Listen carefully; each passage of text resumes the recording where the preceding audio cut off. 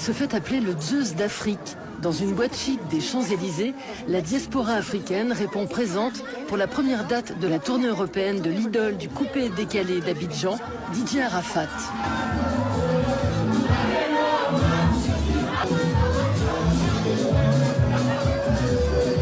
Au VRP ce vendredi soir, le dieu des dieux en met plein les mirettes. Sur scène, ces danseurs enchaînent les figures impossibles. N'essaie pas, tu vas te faire mal.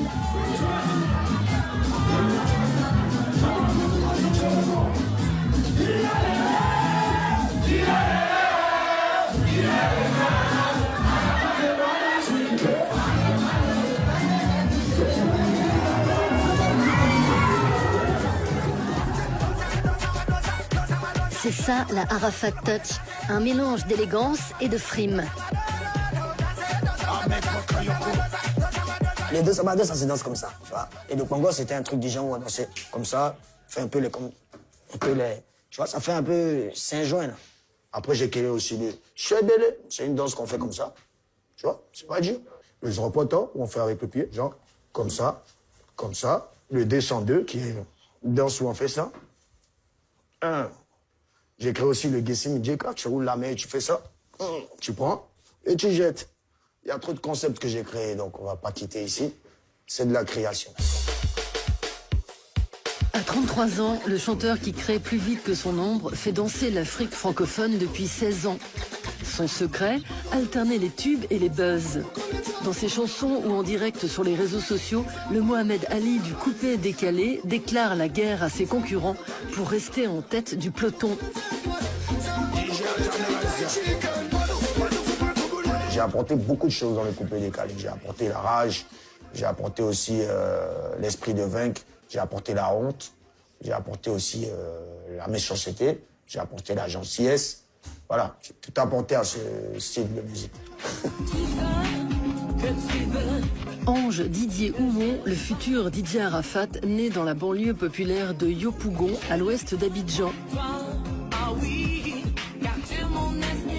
Son père est producteur, sa mère chanteuse. Ensemble, ils se rêvent en Ike et Tina Turner. Sous le nom de Tina Glamour, sa maman remplit les stades de la capitale ivoirienne pendant que le petit ange arpente Abidjan.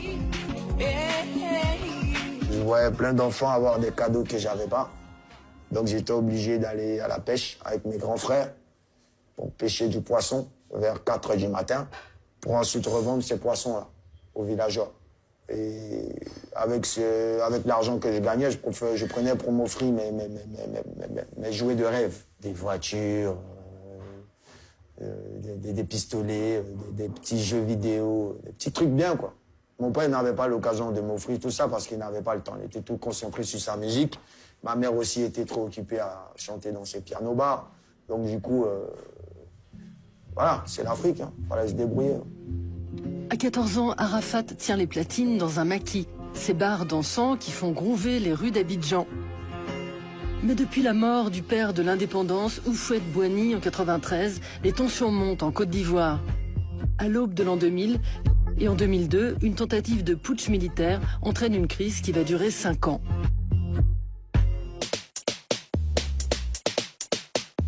À 7000 km d'Abidjan, la diaspora ivoirienne se concentre à Paris.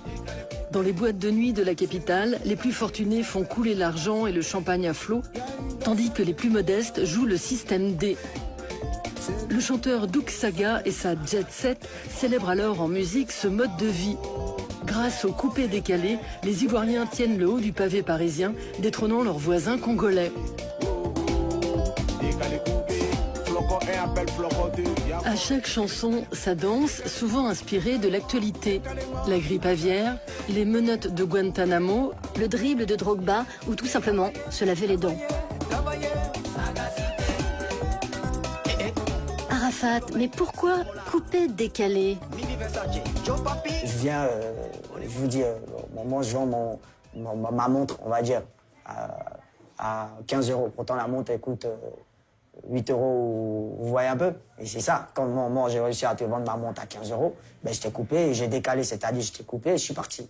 C'était un peu ça le concept de nos grands frères. Et après c'est devenu une danse. Ouais, coupé, décalé. sonos d'Abidjan, ce nouveau son résonne en boucle. En 2003, repéré par un producteur, Arafat sort son premier tube, Hommage à Jonathan, écrit pour son ami décédé d'un accident de moto. Son nom de scène, il le doit à des amis libanais qui lui trouvent des points communs avec le leader palestinien Yasser Arafat. À chaque fois quand il y avait des malheurs, en tout cas dans notre groupe d'amis, moi j'étais quand même très chanceux aussi. Donc il trouvait que je me comportais un peu comme un dictateur et tout, du fait que je voulais toujours donner les ordres et tout. Depuis l'école, je dirigeais toujours mes amis. J'étais toujours au devant des choses. Parce que c'est ça, je suis né chef.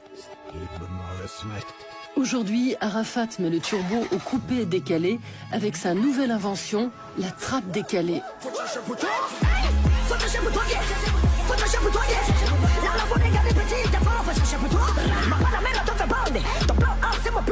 Mon rêve, c'était de devenir un jour pilote de Formule 1 parce que j'adore la vitesse. Mais j'ai pas eu l'occasion puisque mon âge était déjà dépassé à 14 ans. Moi, j'étais déjà DJ. En temps, j'aurais appris que les recrutements se font vraiment...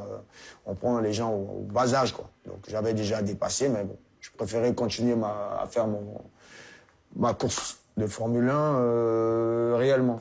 En achetant des voitures plus puissantes et en foutant du bordel sur les autoroutes d'Abidjan. Il n'y a pas de piste. On a l'autoroute et voilà, c'est en taco taco. Taco taco, ça veut dire, voilà, tu fonces. Avec plus de 3 millions de fans à le suivre sur le net, Arafat est le 3e Ivoirien le plus populaire, après Didier Drogba et Alpha Blondy. Des admirateurs que notre DJ surnomme la Chine. Non mais Varoum. La Chine, c'est moi qui ai inventé. Ça vient d'où? Mais les Chinois. Et pourquoi? Parce qu'ils sont beaucoup. Et comme j'ai beaucoup de fans, donc nous on a préféré s'appeler la Chine.